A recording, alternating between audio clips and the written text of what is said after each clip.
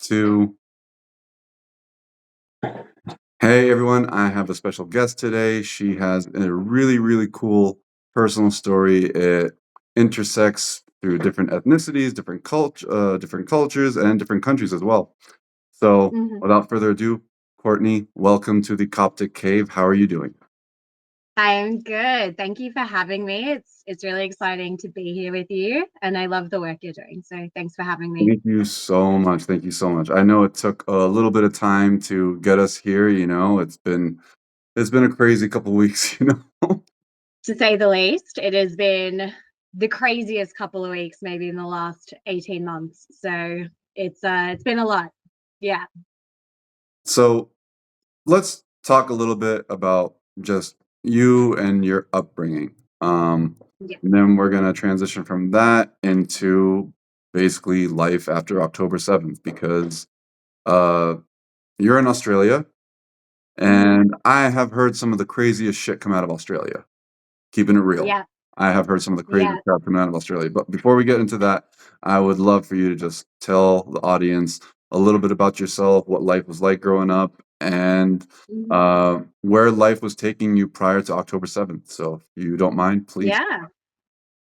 Yeah. So practically with me, so my mum was an Orthodox convert before I was born into Judaism. So she grew up as an Anglo-Indian Catholic. She spent the first 10 years of her life in India, and then they came to Australia. She met my dad in their 20s, and he is an Ashkenazi Jew. So his family were from Poland, but their roots go all the way back to the ancient land of Israel. So they are Kohanim back in the days. And they somehow found their way in Poland after many years of expulsions from all over.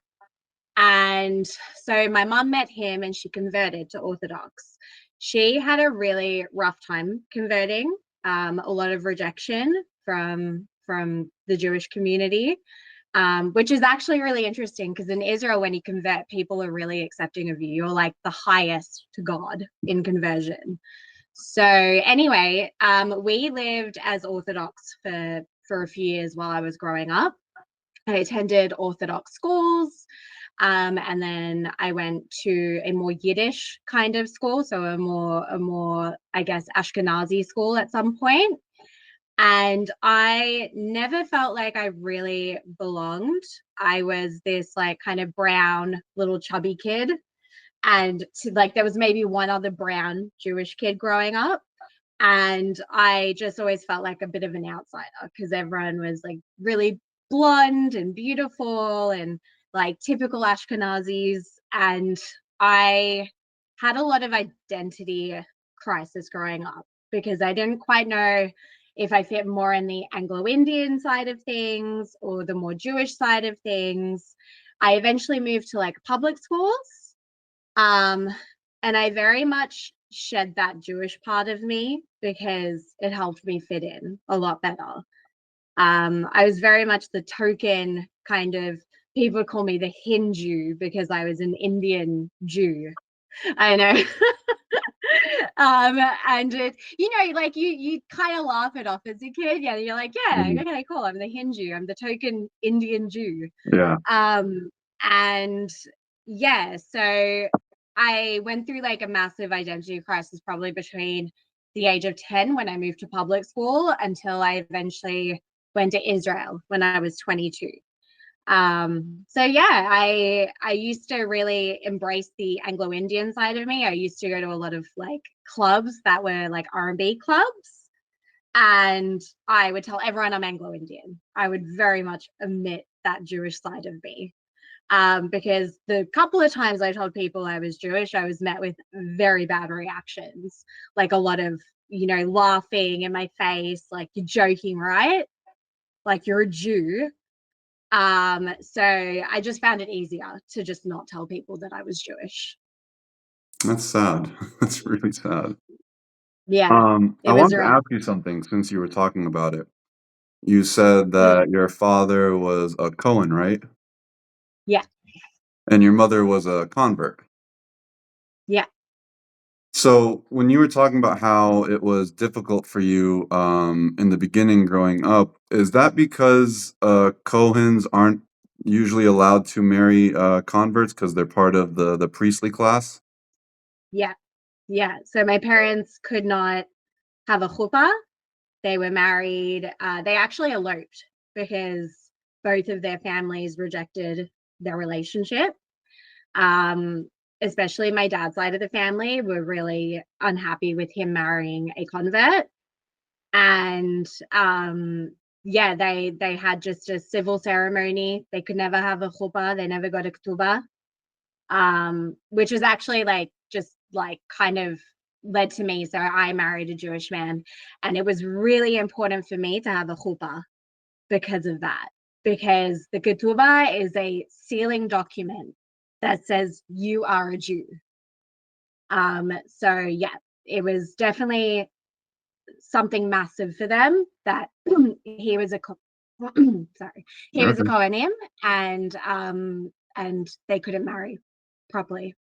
I see. And so we understand why there was a lack of acceptance on your father's side. What about your mother's side? Where did the lack of acceptance come in from there? So my mum's side of the family are very Catholic. Okay.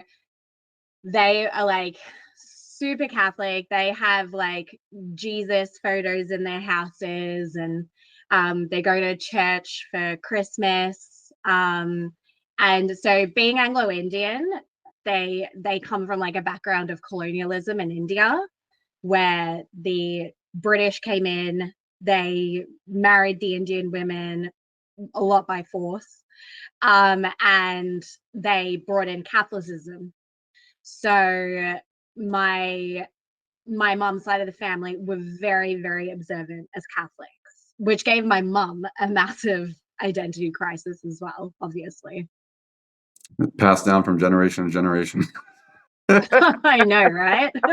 The identity crisis is insane in this It's like family. it's like hereditary. Yeah, I know. Well, it made it really difficult for my mum, I think, because she really loved her mother, and when she converted, her mum didn't talk to her for 2 years, Oh, pretty wow. much until yeah, Wow. and then they had a really strained relationship until my grandmother passed away before I was born because of that. Mhm. I'm sorry to hear that. Yeah, yeah. So my mum had the rejection not just from her family, but my dad's family. So I think for a long time there, she had nowhere she belonged, but the Orthodox community loved her. So that was something. That was something. That's so interesting that if you convert in Israel, that it's much more like widely accepted. But when you convert to Judaism abroad, there's like this almost barrier of entry, like social barrier of entry. I guess would you say it felt like you had to prove yourself? Oh yeah, like I even to this day, there's moments where I'm like, well, I'm the daughter of a convert, like, but then obviously I remember that I have my dad's genes as well. So Mhm. that's something else. But also, like I said, in conversion, you are the highest to God. Like, especially Orthodox conversion, you are like my mom equated it to like a university degree because it took her 3 years to convert, and the knowledge she had to learn and like the everything she had to like absorb was so much.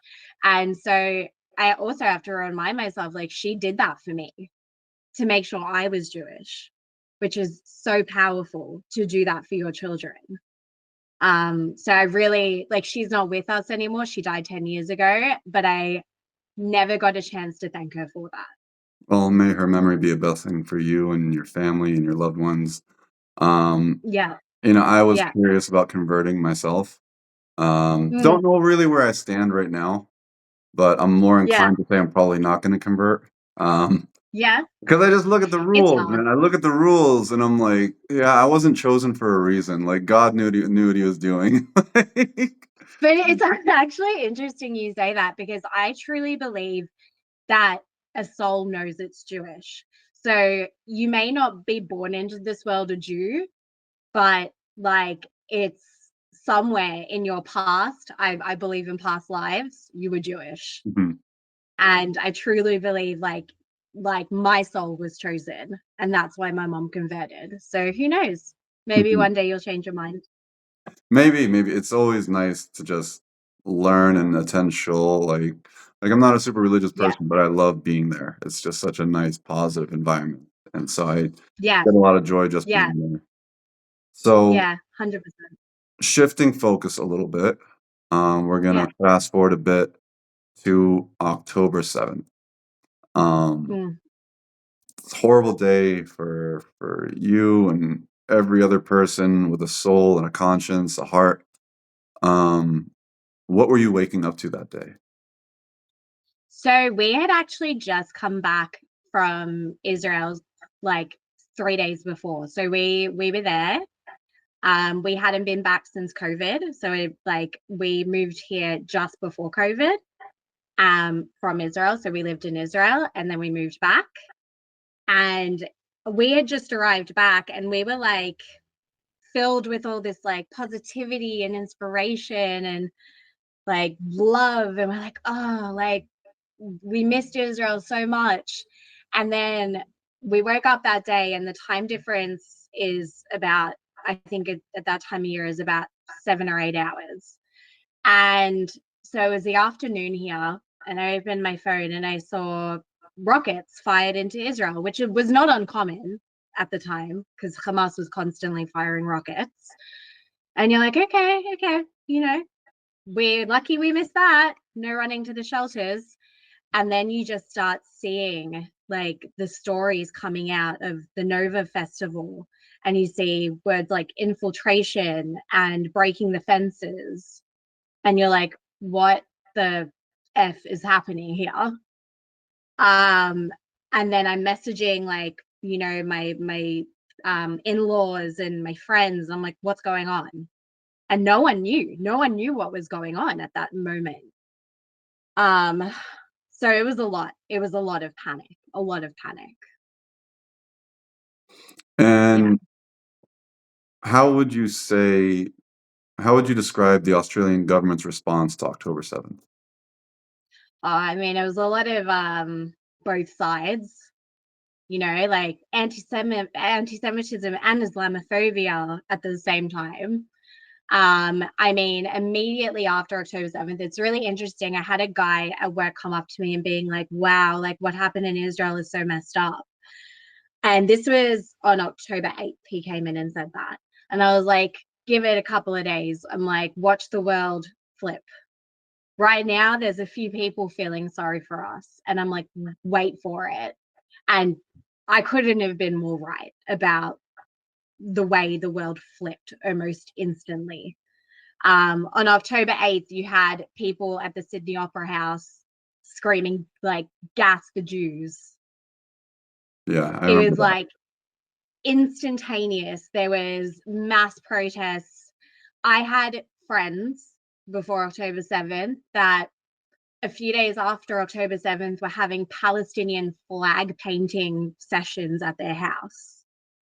Wow. And I was like, what the hell? Like, we haven't even recovered our dead, and you're making Palestinian flags? What? It was, it was like indescribable, like the heartbreak that I was feeling at that moment. Um, that is tough to hear.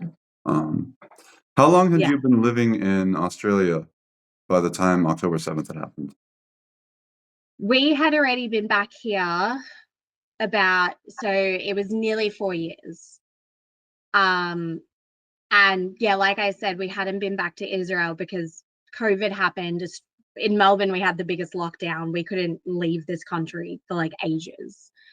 Um, and after we just got back, so me and my husband have had this constant internal struggle where we're like, do we go back to Israel? Do we stay in Australia? Do we go back to Israel? Because the only reason we left Israel is pretty much financially, not because of wars or anything like that, it's because we're chefs and chefs make terrible money in Israel. So we came to Australia just being like, let's make some money and we'll go back to Israel eventually. And then after October 7th and the anti-Semitism that started coming out in Australia, we're like, how are we ever supposed to have children in this country? It's crazy. It's crazy. Like Australia has been one of the most anti-Semitic countries in the world since October 7th. And I never, ever, ever in my life expected that. Never. Um, Prior to October 7th, you living in Australia, you said 4 years. Um, was there anti-Semitism that you noticed? Like, had you experienced anti-Semitism during those 4 years leading up to October 7th? Because I know there's a No. relatively large Lebanese population in Australia. I don't know Yeah. if you live close by there, but I know there's a relatively large Lebanese population in Australia, and also an increasing Muslim population, especially Yeah. from places like Bangladesh, Pakistan, India. So, Yeah. what were your experiences with those communities like as a Jewish So person?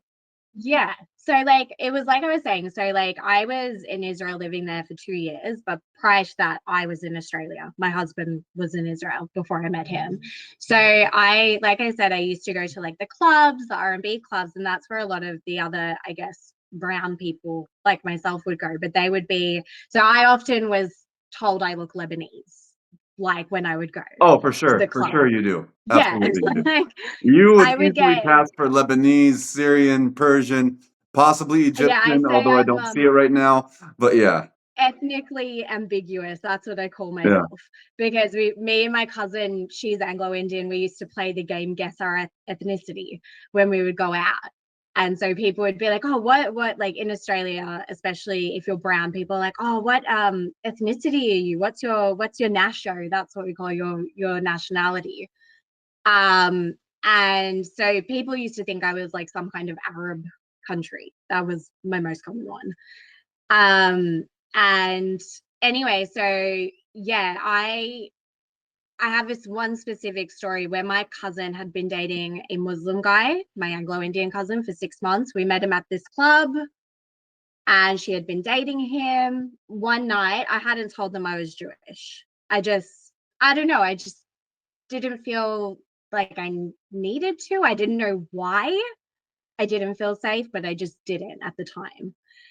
And then one night, they'd been dating for 6 months. Him and his mates were with us at this hotel. And I turned to one of his mates who I got along with the best. And I was like, oh, by the way, did you know I'm Jewish? And he's like, what? And they all start laughing. And they're like, you're joking, right? Like, you're joking. You're not a Jew. And I was like, yeah. And I got so upset because, like, why are they laughing? Why do they think I'm joking? Like, what?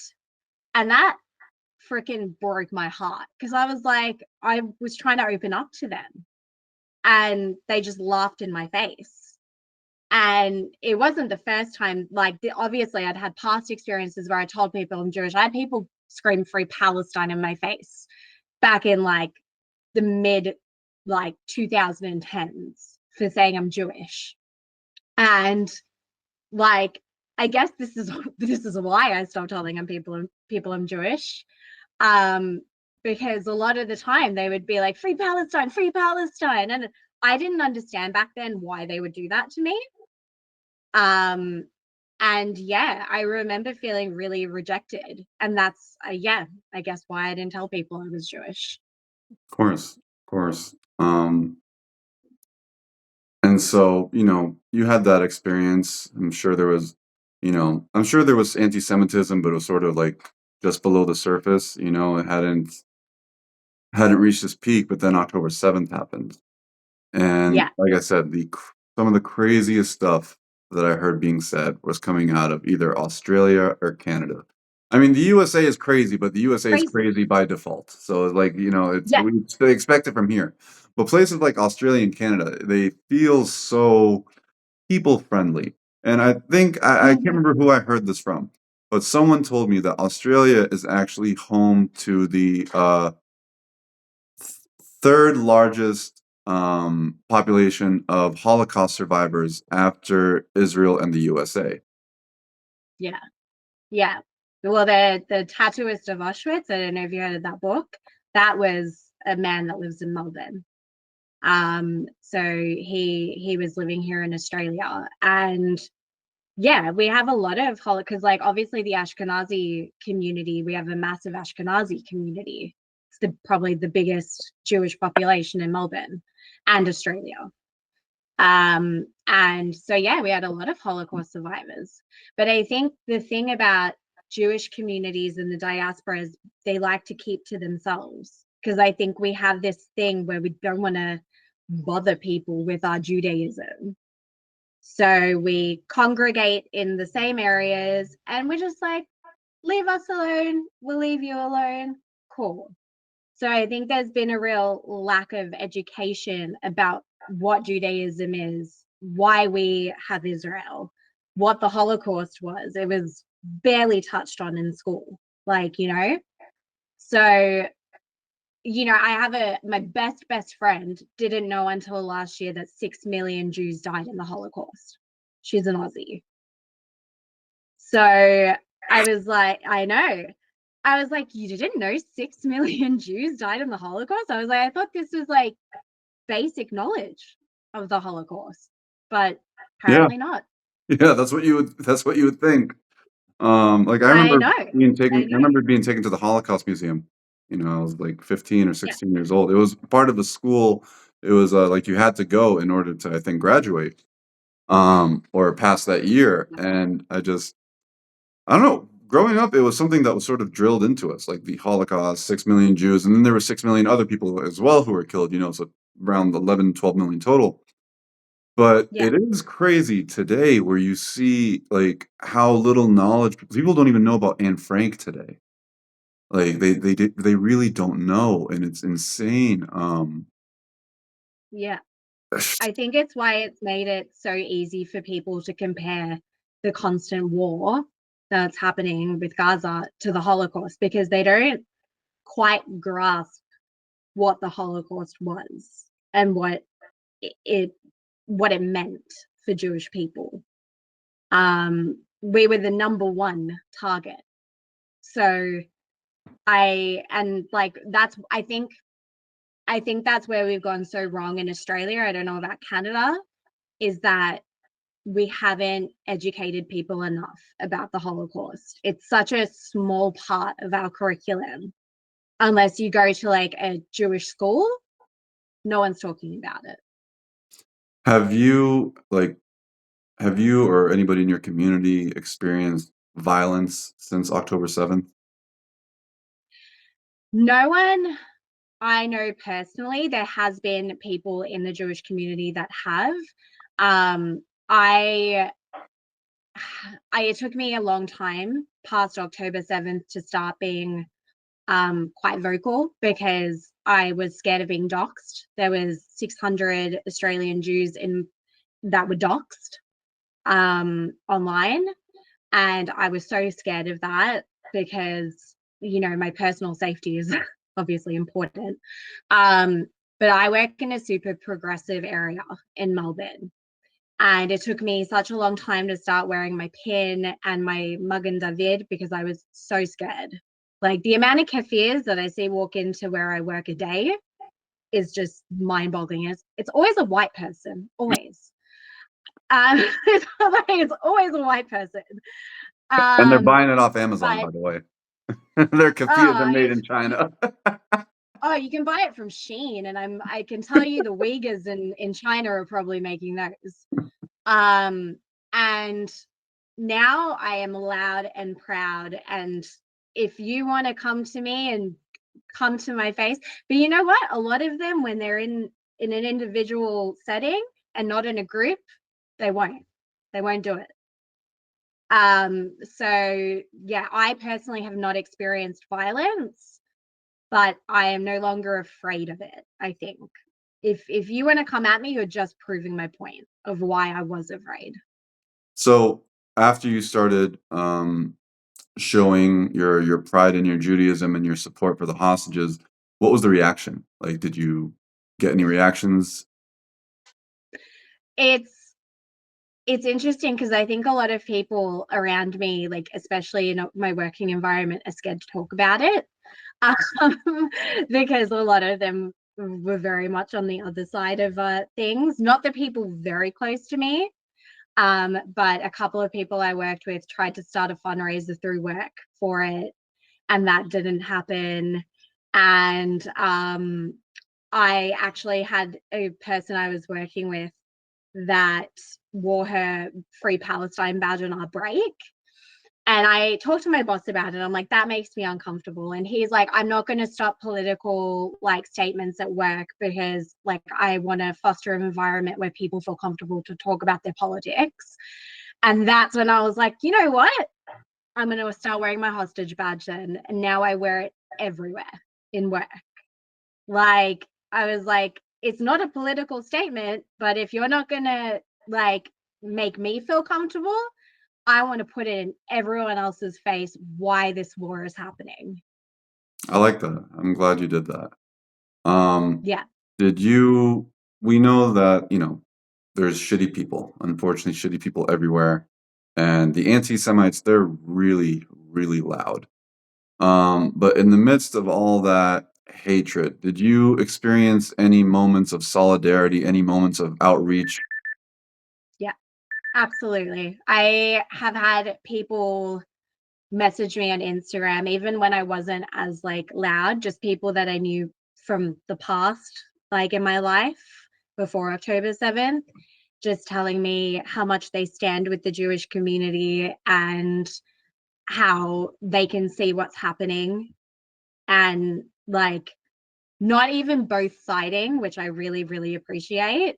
Just being like, I stand with you and I support you and thank you for posting the way you post. And it gave me fuel to keep going because I'm like, if I'm reaching just a couple of people, if I can change one person's life this way, then I need to keep going. So that's been really, really lovely. Like the way my friends have stood by me, the ones that have stood by me, like they're lifers, like they're for life. Like they may not understand everything, but they know me and they know my people. And that's the best solidarity I could have had. And now with Iran and Israel, the Iranians that reach out to me, I'm sure you've had the same. It's in like it just fills me with so much love to know that we have each other in these times. So the solidarity is there, but I think the biggest issue is they are the quieter ones. Yeah, yeah. I Yeah. listen, shout out to the Iranian community. If anybody is watching right now and they're Iranian, just we could not love you anymore. And all we want to do is just see you guys live as happily and as freely as the people of Israel do. That's really all we want. And we are standing beside you the whole way. Amen. Like I couldn't say it better myself. I've never felt more belonging than I do with the Iranians. Like they are, and the Persians. Like I feel like in my past life I was Persian because I just love them so much. So reach out to us. Let us know that you stand with us and we stand with you. And let's keep building like that community because it's incredible. Absolutely, absolutely. And speaking of Iran, we were supposed to do this interview last week. But given the war that was going on between Israel and Iran, we just thought that it would be a little out of place to do the interview with so much going on.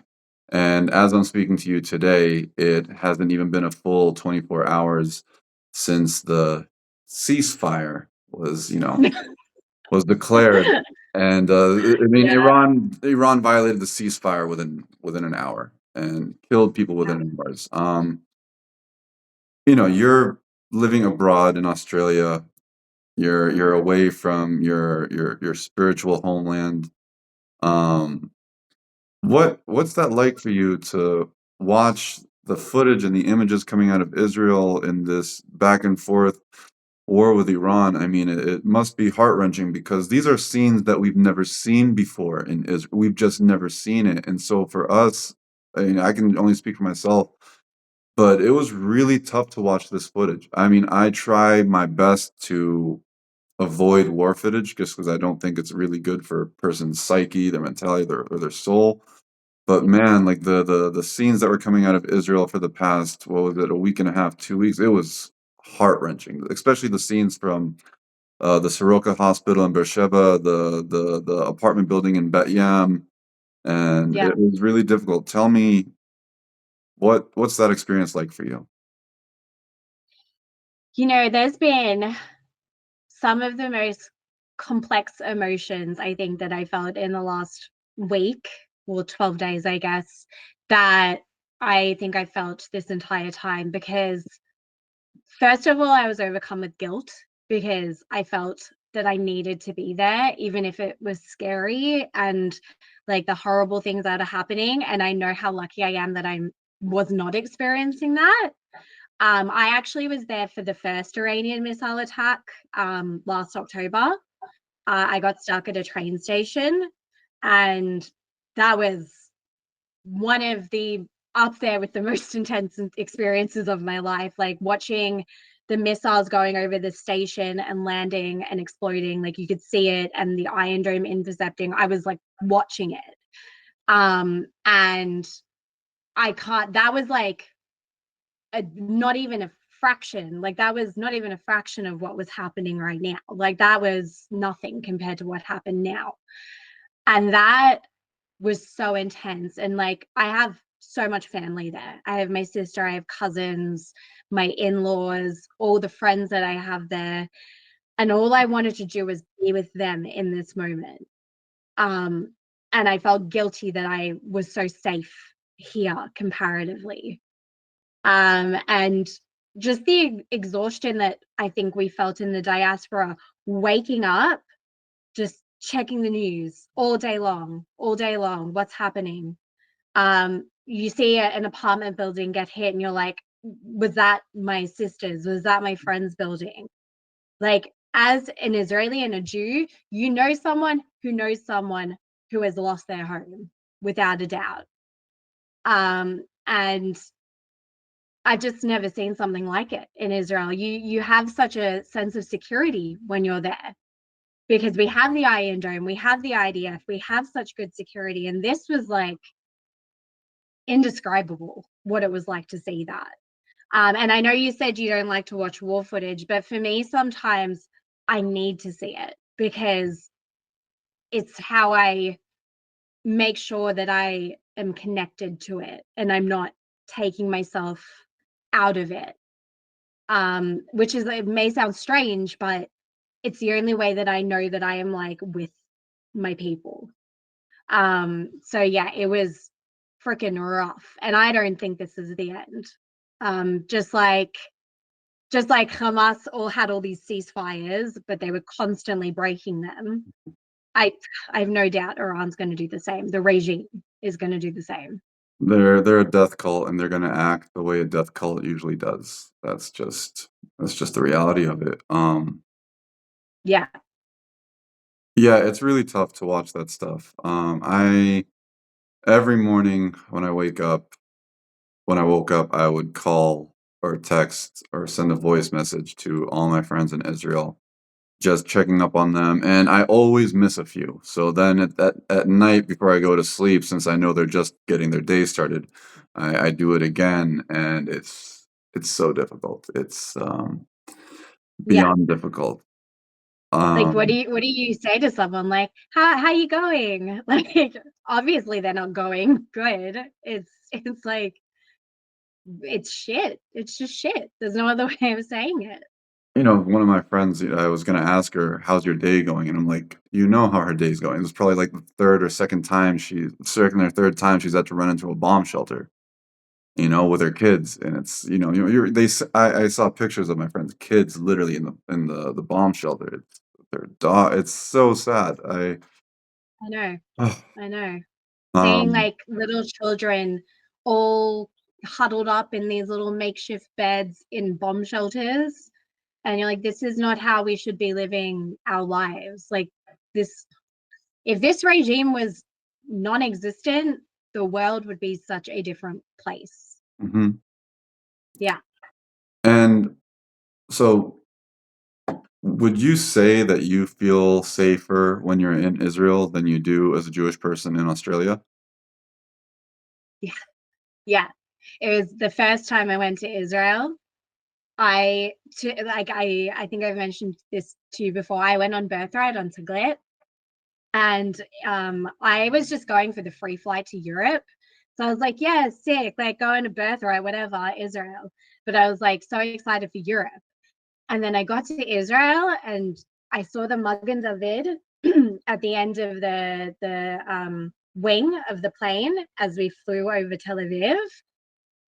I can't explain that feeling. It's, you are home. Your body is just like, it feels so right, everything about it. And when you clap on the plane as you land in Israel, it's so lame to other people, but it's like, wow. There's nothing like it. And when I was in Israel, I felt just so belonging. I feel like you tell someone you're a Jew and they're like, yeah, of course. Like, of course there's Muslims and Arabs and all these different ethnicities and religions in Israel. But you can even tell like a Muslim, you're a Jew, and they're like, yeah, of course Yeah, you're a Jew. And like, I the normalization of being Jewish is so weird for me. It's like, it was so not normal to be Jewish growing up. I was like one or two Jews to like every 200 people. And like, I just felt so safe and belonging. And even now when we go to Israel, every single time I'm like, I just want to be here always, always. And one day, like, the plan is gonna make all of our money and just go to Israel and just live there. That's the plan. that's awesome. So it's the It's not the best. first person I've heard say that, that's their long-term plan after everything that's happened is that they want to move to Israel. Um, Yeah, yeah, so then, listen, in order to, sorry, all um, good. in order to want to move to Israel, Zionism has to mean something to you, and for you, it's a bit different because you have this unique identity, from both sides of your parents, and you live abroad. So, what does Mhm. Zionism mean to you as somebody who is part Anglo, part Indian, and currently lives in Australia? What does Zionism mean to you? It's like that classic saying, like, I can be a like I can't be a Jew that like doesn't have Israel. Like, I can be a Jew outside of Israel and know it exists, but I cannot be a Jew and not have Israel, because I truly think that if the Jews didn't have our homeland and we didn't have a safe haven, I don't think we would even exist anymore. I think by now, someone else would have come along to kill us after the Holocaust. And I can feel so confident in living in the diaspora because I know if everything goes to shit out here, I can go to Israel. And that's what I've always said to my husband. I was like, as things have gotten worse with anti-Semitism, every time I'm like, well, if it all goes to shit, we're going to Israel. That's it. And obviously there's always that fear inside of me, like what happened with the Jews in Europe, that they didn't get out in time. But I don't feel we're at that stage yet. But if I ever feel it's getting there, we're selling up everything and we're going. Like, there's no doubt about it. So I need Israel more than I need anything in this world. Have you ever found yourself n- feeling the need to explain that to people? Like you said, you work in a pretty progressive space. So do you find yourself constantly having to justify Israel's existence, explaining to people why Jewish people need a homeland of their own in their ancestral land? What's that like? Oof, all the time. I'm like, I'm kind of like, I'm sick of it in a way because it's like, why should we have to even defend needing Israel? Like, without a doubt, Israel's a country, it exists. Why do I have to keep telling people we need to have it? But of course, there are also a lot of people that are genuinely ignorant and don't understand it. So I do explain it to them why I need Israel, why we deserve to have it, why it was Israel and not some random country in Africa that the Jews got. You know, it's it's there for a reason. And I love actually explaining to a lot of people the Jewish holidays that we have and how they all interconnect with the land.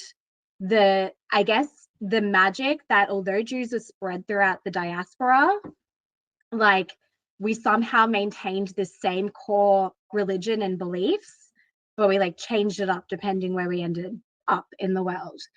And yeah, I do explain it to a lot of people, but if you as a anti-Zionist think Israel doesn't have the right to exist, I don't know, you're just dumb. Like like Yeah.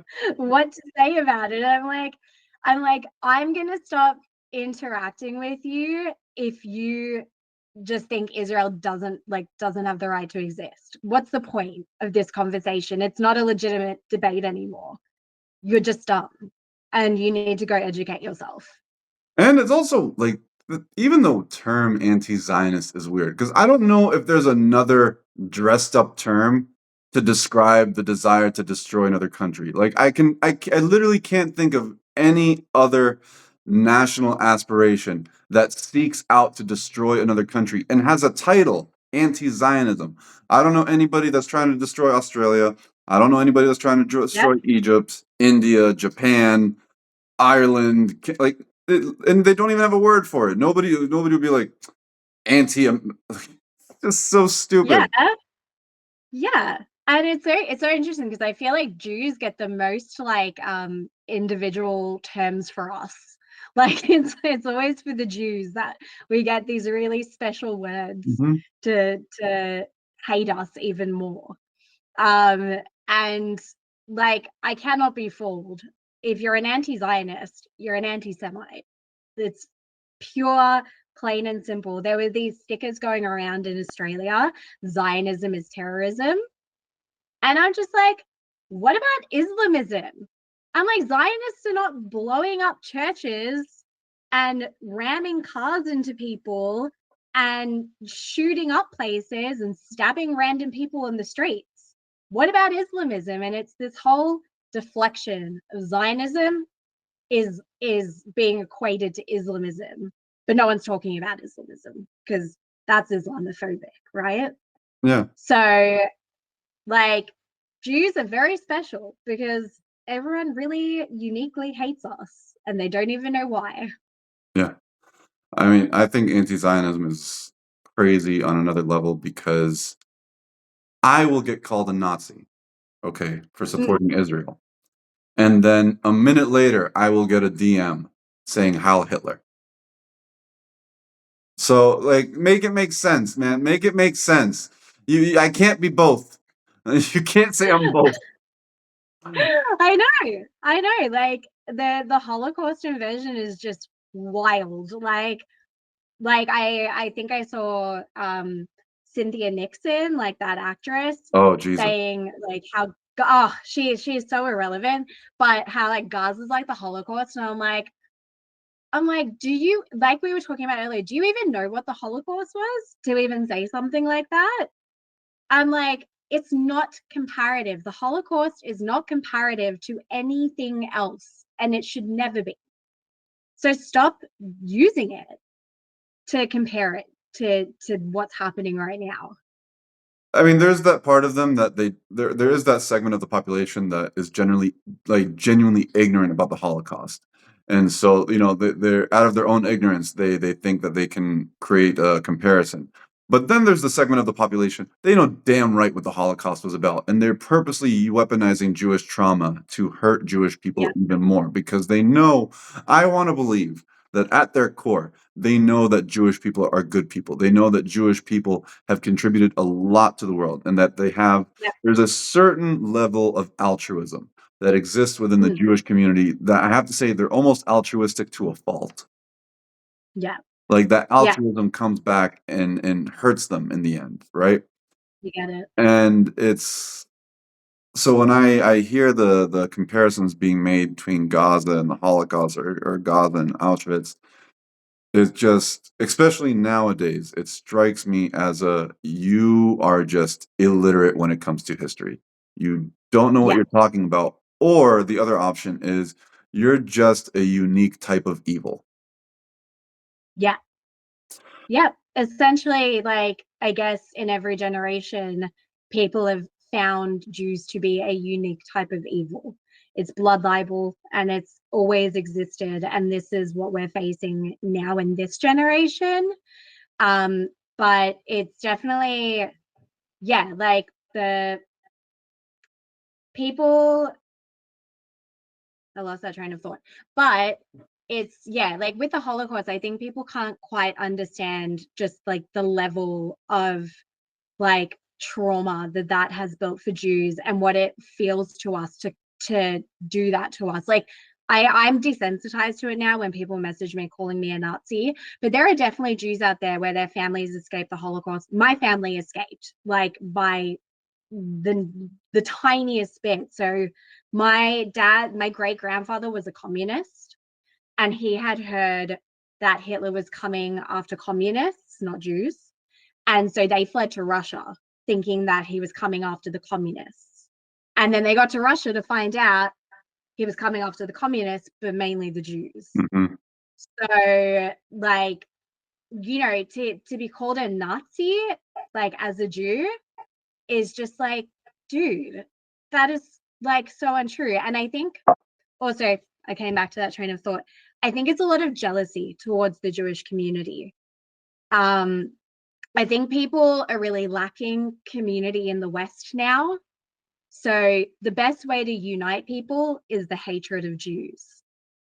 And we've seen that once again in other generations.